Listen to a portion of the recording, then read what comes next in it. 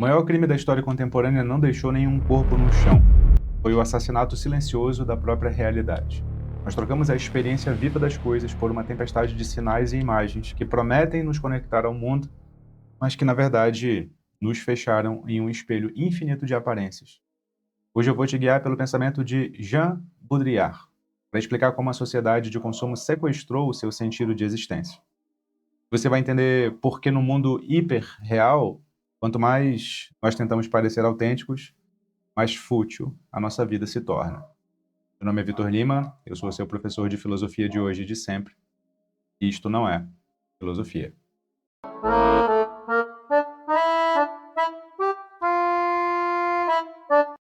Antes de mergulharmos nas profundezas da teoria dos simulacros, eu tenho um aviso breve e essencial para quem quer dar um passo além no resgate da própria saúde intelectual.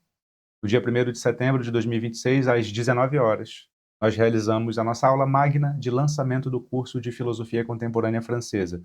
Serão 10 meses de estudo continuado em 40 encontros, onde eu conduzirei as aulas expositivas e o professor Paulo Vitor Andrade, meu colega, liderará as discussões orientadas, articulando filosofia, cinema, literatura e artes.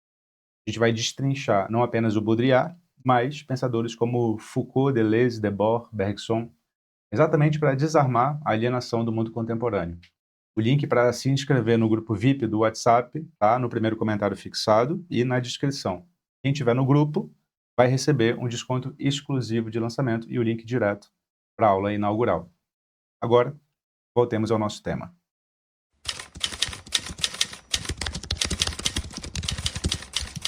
Para que a gente compreenda de que maneira a nossa existência se converteu nessa cenografia diária de aparências e futilidade, é preciso olhar primeiro para a trajetória singular de Jean Baudrillard, um homem que viveu grande parte da sua vida acadêmica na periferia das modas intelectuais de Paris. Nascido em Reims, em 1929, em uma família modesta de camponeses e funcionários públicos, Baudrillard foi o primeiro dos seus a ingressar no ensino superior, carregando consigo aquele olhar deslocado de quem observa os rituais da elite e da burguesia de fora. Ele começou a sua carreira não como uma filosofia pura, mas como um tradutor e professor de germanística, convertendo para o francês obras de autores como Bertolt Brecht e Peter Weiss. Essa convivência precoce com a literatura dramática e com a crítica da vida cotidiana de Henri Lefebvre moldou nele uma sensibilidade apurada para perceber como a sociedade moderna estava construindo um grande palco, onde todos nós nos tornamos atores involuntários. Quando ele ingressou na Universidade de Nanterre, nos anos 60, para lecionar sociologia, Baudrillard encontrou um ambiente efervescente que culminaria no levante estudantil de maio de 1968.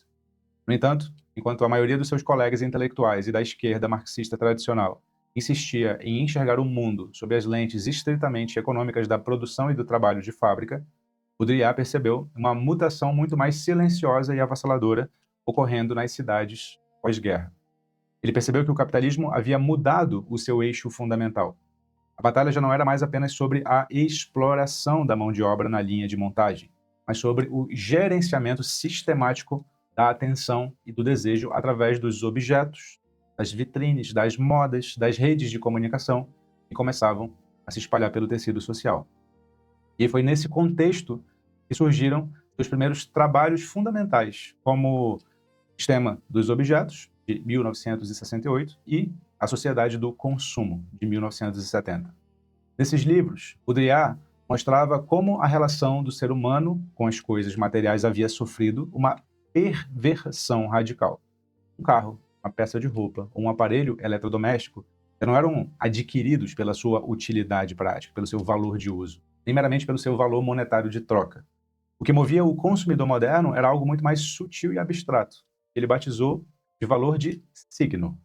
O objeto passa a valer não pelo que ele faz, mas pelo status, pelo prestígio e pela diferenciação social que ele projeta no palco da vida comunitária. A consequência existencial dessa virada é que o indivíduo passa a consumir não para satisfazer uma necessidade física ou biológica real, mas para construir uma identidade perceptível pelos outros no mercado de aparências. Você não compra um determinado telefone porque você precisa fazer uma ligação. Você adquire aquele modelo específico porque ele permite um sinal codificado sobre a sua posição social, sobre o seu bom gosto, sobre o seu pertencimento a uma determinada tribo estilística. Dessa forma, Baudrillard demonstra que a cultura de consumo nos transformou em trabalhadores permanentes da nossa própria imagem, onde a gente gasta a nossa energia vital manipulando signos para tentar provar aos outros e a nós mesmos que nós existimos de verdade. À medida que o século XX avançava, Baudrillard foi se isolando das correntes tradicionais do pensamento francês, rompendo com um marxismo dogmático e assumindo a postura de um pensador solitário e provocador, quase um sociólogo ficcionista que registrava o colapso da realidade. Ele percebeu que essa proliferação de signos acabou engolindo todas as instâncias da vida humana, tornando o nosso cotidiano um espetáculo ininterrupto. Ao longo do seu percurso, ele assistiu com lucidez e ironia à ascensão dos meios de massa, percebendo que a vida atual não virou fútil por um acidente de percurso ou por fraqueza moral, mas sim que nós fomos completamente capturados por uma estrutura técnica que precisa que tudo seja exibido para que possa ser monetizado e controlado.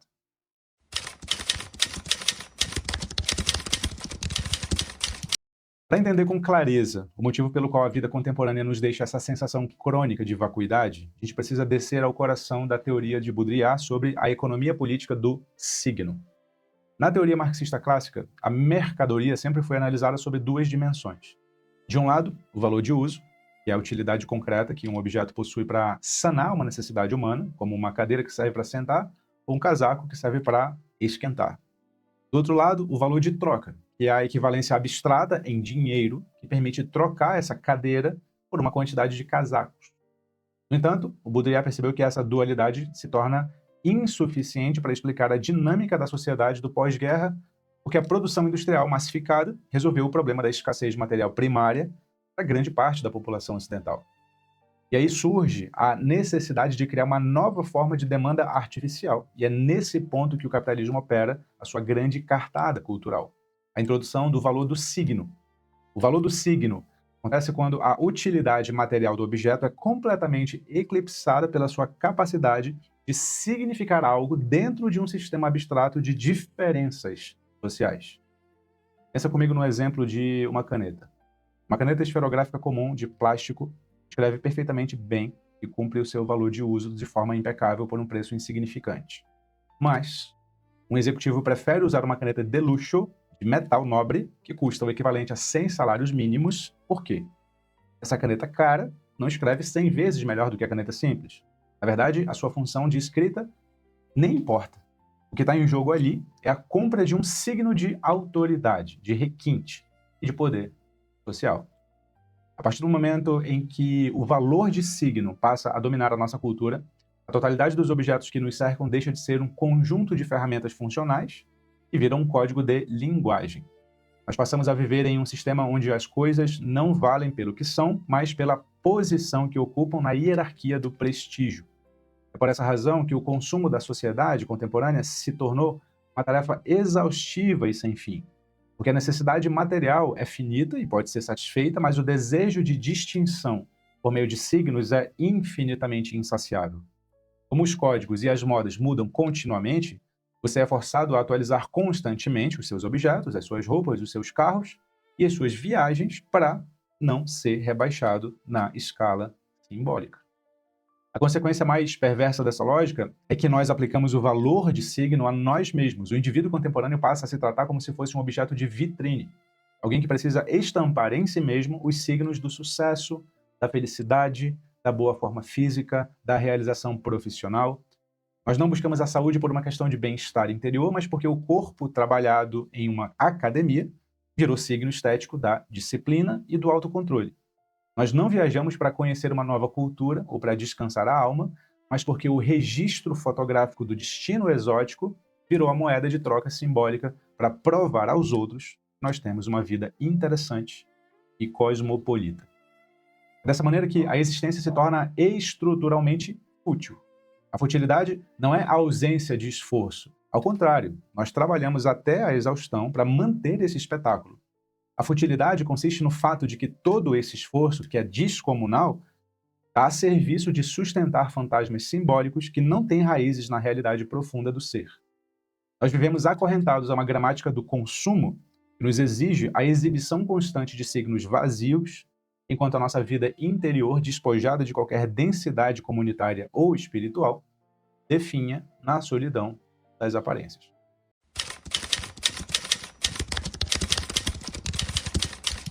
Para avançar ainda mais nesse diagnóstico assustador, nós precisamos examinar o livro mais famoso e influente de Jean Baudrillard. Foi publicado em 1981, Simulacros e Simulação. Aí, o filósofo elabora uma genealogia da imagem no Ocidente, mostrando como a relação humana com a representação passou por 4 fases históricas fundamentais até desaguar no colapso do mundo real. Na primeira fase, a imagem é um reflexo de uma realidade profunda. É o retrato pintado, que busca traduzir a verdade de um rosto, ou a representação sacra, que remete a uma divindade real. Na segunda fase, a imagem mascara e perverte essa realidade profunda, como acontece na ideologia ou na propaganda, onde a imagem de um líder ou de um produto esconde a violência, a exploração, que está por trás da fachada. A tragédia do mundo contemporâneo começa na terceira fase, consolida na quarta. Na terceira fase, a imagem mascara a ausência de qualquer realidade profunda. Ela finge que há algo atrás da cortina, quando na verdade não há nada além de mais aparência. Por fim, na quarta fase, nós ingressamos na era do puro simulacro. A imagem não guarda relação alguma com qualquer realidade exterior, ela se torna um puro simulacro que alimenta a si mesmo e gera a sua própria referência. É aqui que o Baudrillard lança a sua tese mais famosa e assustadora, a de que a gente vive na era da hiperrealidade, uma condição onde o modelo técnico precede a realidade, a ponto de o mapa do território passar a valer mais do que o próprio território. Pensa comigo no que acontece hoje quando você visita um ponto turístico mundialmente famoso, como a Torre Eiffel. Ou pode ser as pirâmides do Egito. Você já viu tantas fotos, vídeos, filmes, reconstituições em alta definição daquele lugar e, ao se colocar fisicamente diante do monumento, a experiência concreta parece pálida, sem graça, insuficiente.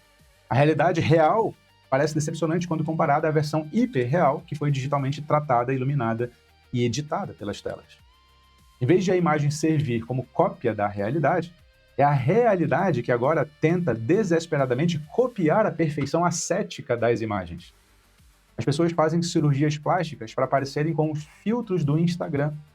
Elas organizam os seus pratos de comida no restaurante não para comer, mas para obter a foto com a composição estética ideal. Esse fenômeno culmina no que Baudrillard chamou de o assassinato da realidade. A realidade não foi destruída por uma bomba ou por uma catástrofe natural.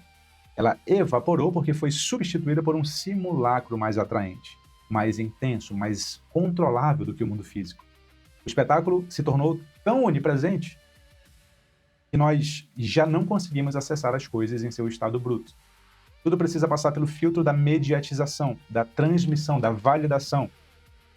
Hoje é digital. O evento que não é fotografado, filmado, compartilhado, simplesmente parece não ter acontecido para o indivíduo hipermoderno, porque, na ordem do simulacro, a existência só é concedida àquilo que se transforma em sinal luminoso, em uma tela. Essa inversão monstruosa torna a vida cotidiana profundamente insípida e ansiosa. Nós vivemos no que Baudrillard chamou de o deserto do real.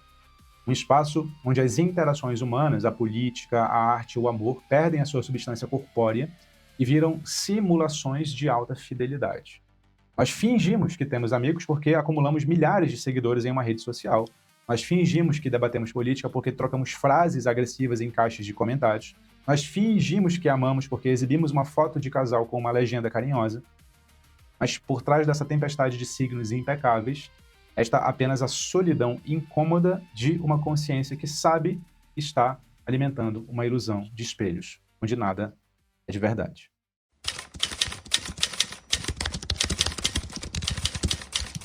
Para compreendermos a fundo a futilidade da vida atual, nós precisamos avançar para os trabalhos que Baudrillard produziu nos anos 90, especialmente em livros como A Transparência do Mal, de 1990, e O Crime Perfeito, de 1995. Nesses textos, o filósofo analisa o imperativo ético e estético que tomou conta da nossa sociedade, a obsessão pela visibilidade e pela transparência absoluta. Na cultura contemporânea, tudo precisa ser exposto, tudo precisa ser trazido à luz, tudo precisa ser comunicado, medido e publicizado. Não há mais espaço para o mistério, para o segredo, para a sombra ou para aquilo que permanece guardado na intimidade inviolável do indivíduo.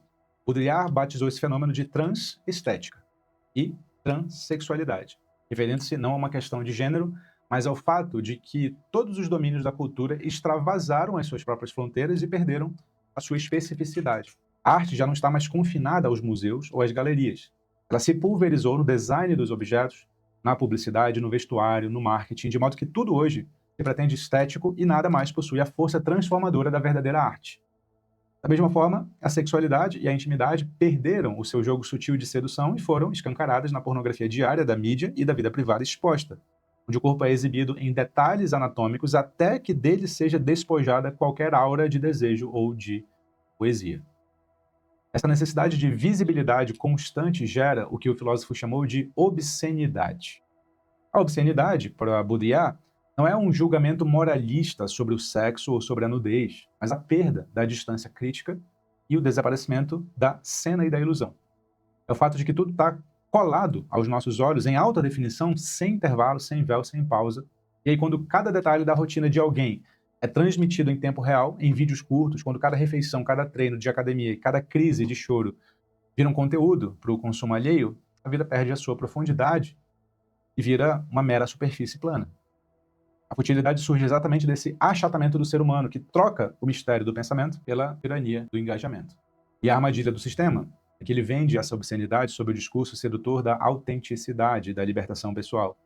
Nós somos encorajados a mostrar quem nós realmente somos, a expor as nossas vulnerabilidades, a performar a nossa espontaneidade nas redes sociais. No entanto, Baudrillard alerta que essa autenticidade performada é o topo da simulação. No momento em que você liga a câmera para mostrar a sua vida real, a vida real que está sendo filmada já virou cálculo, já virou encenação ajustada às expectativas do algoritmo e do público. A transparência exigida pelo mundo hiperreal não nos libertou. Ela nos transformou em prisioneiros de um panóptico onde nós somos os nossos próprios carcereiros, os nossos próprios exibicionistas. A consequência existencial dessa ditadura do visível é o esgotamento psíquico do sujeito. Em vez de vivermos a nossa experiência com a lentidão necessária para que ela se sedimente em memória e em sabedoria, nós somos arrastados pela velocidade do fluxo de dados. O indivíduo se torna o que Baudrillard chamou de uma pura tela de absorção e reabsorção de sinais. Um ponto de passagem onde as imagens entram e saem sem deixar rastro. Nós nos sentimos vazios e fúteis não porque nos falta informação e entretenimento, mas precisamente pelo motivo oposto. Porque nós fomos soterrados por uma montanha de conteúdos insignificantes que nos impedem de escutar a voz do nosso próprio pensamento.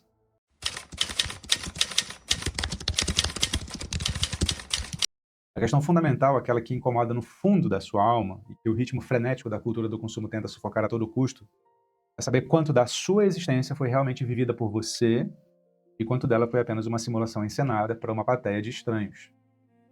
Nós nos acostumamos a encarar a futilidade da vida atual como um mal inevitável, como um preço inevitável do progresso tecnológico, ao qual nós devemos simplesmente nos adaptar para não ficarmos isolados no mundo.